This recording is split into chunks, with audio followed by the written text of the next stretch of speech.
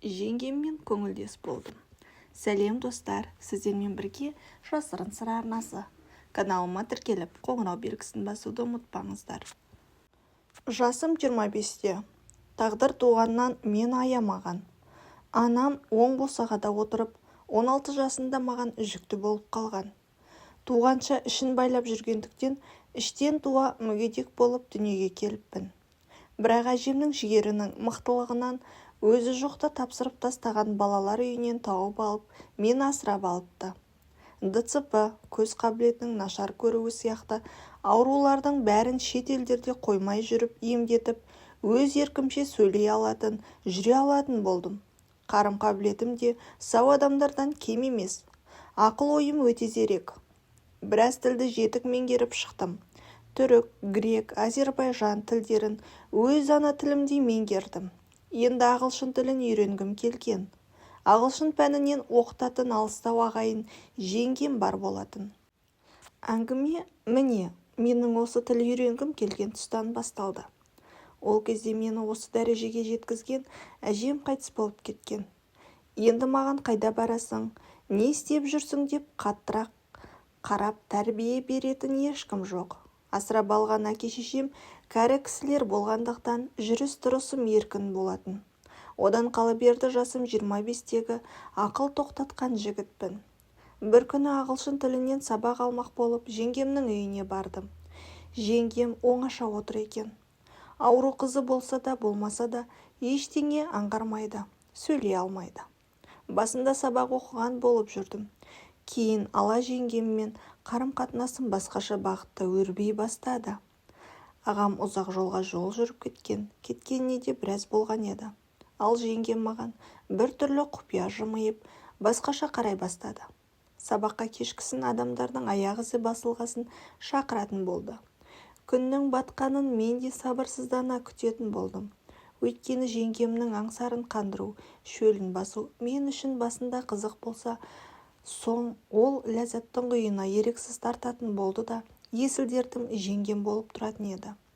Алғаш рет әйелдің аңсарының сұрапыл болатынын жеңешемнен сезіндім. Кейде күн батуын күтуге сабырым жетпей, сәл оңаша сәт болса жеңгеме жетіп баратын болдым. Сөйтіп жүргенде қуанышымыз ұзаққа бармады. Жолда жүрген ағайым келіпті. Енді кездесу қиындай түсті.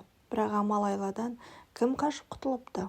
Бір күні күн ұзағына тауға шөптере барған болып, жеңешемнің ыстық құшағына балқыдым. Жасы анам қатарлас болса да, төсекке келгенде тойымсыз жеңгемнің құмарын қандырамын деп, ертесіне тұяқ серіппей ұйықтаппын. Одан соң да сылтау табылды. Емшіге барамыз деп оңаша кетеміз. Ол емші түнде қабылдайды деген сылтау. Бізге емші емес, құмарымызды қандыру керек. Бар ойымыз сол. Оңаша қалсақ, болды сүлікше жабысып сағынып қаламыз. Жеңгеме есім кеткені сонша оның 50-ден асқан кәрі әйел екені де білінбейтін. Сылтау табыла береді, оңаша кездескім келсе. Бір күні айран аламын деп барамын. Оңаша сәтінде, бір күні әкімшілікте кезекшілікте тұрғанда түнделетіп қайтуға қорқады деп, алып қайтуға барған бола саламын. Әйтеуір ебін тауып, құмарымыздан шығып жүрдік. Сөйтіп жүріп, ауру жұқтырып алыппыз.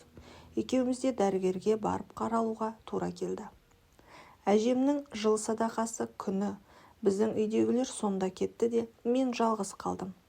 Жеңешеммен оңаша қалуға қалай асықтым десейші. Сөйтсем, көрші кішкене ауыратын жігіт бар еді. Келіп телевизордан футбол көріп кетпей отырып алды. Жеңешем келді. Енді ана жігітті қалай шығарып жіберудің амалын таппай отырмыз екеуміз. Бір кезде шыдамым таусылып, үйіңізге қайтыңыз, мен дем аламын дедім. Жеңешем де келіп тұрып бара жатқан сіз сыңайлы болып, есікке беттеді. Міне, осылай жеңешеммен қарым-қатынасым бұрынғыдан да нығая берді. Жас қыздарға қарағымда келмейді. Толық әйел көрсем, аузымның су ағады.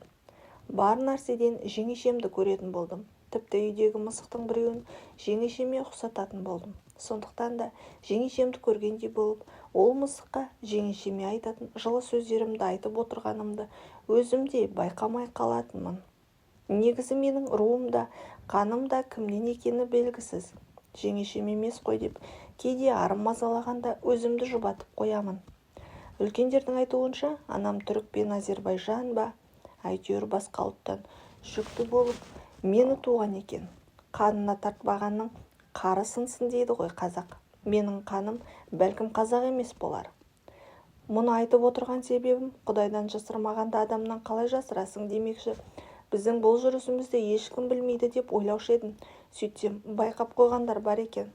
Бірақ дәлелі жоқ деп сенімді болдым да, жеңешемді жағалауды жалғастырып жүре бердім. Бірақ бар нәрсенің шегі болады ғой. Жеңешем қанша тартып тұрса да, одан бас тартуға дәрменсіз. Әрі құлықсыз болсам да, бас тартуға тура келетін сияқты. Болашақта өмірім қалай болады? Осылай жүре берсем, бір күні елге әшкере болсам, не істеймін? Ақыл кеңес беріңіздерші. Ешкімге айта алмайтын құпиямды бөліскенім үшін айыпқа бұйырмаңыздар. Сіздерге де айтып, жеңілдеп ой бөліскім келді.